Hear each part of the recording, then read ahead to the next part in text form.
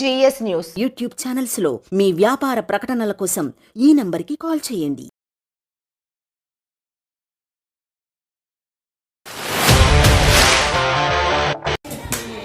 ఫలితాల్లో మా పిల్లలు అపియర్డ్ 74 మెంబర్స్ అపియర్ కావడం జరిగింది. 74లో 65 మెంబర్స్ పాస్ అయ్యారు. వాటిలో అదొక హైయెస్ట్ మార్క్స్ తెచ్చుకున్న అబ్బాయి ఎన్ సుమంత్ 600కు 591 మార్క్స్ తెచ్చుకోవడం జరిగింది.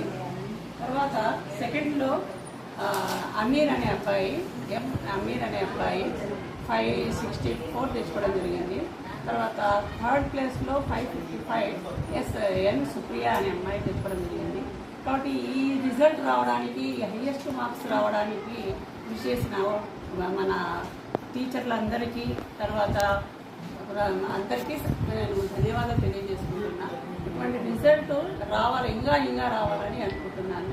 కాబట్టి మన గవర్నమెంట్ స్కూల్లో అందరూ జాయిన్ అయితే చేస్తే మంచిదని అనుకుంటున్నాను.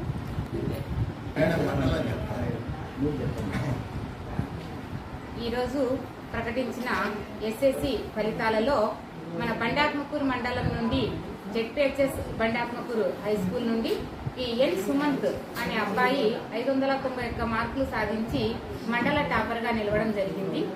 అంతేకాకుండా 584 మార్కులతో జెడ్పీహెచ్ఎస్ ఎర్రగుంట్ల స్టూడెంట్ సెకండ్ ప్లేస్లో నిలవడం జరిగింది.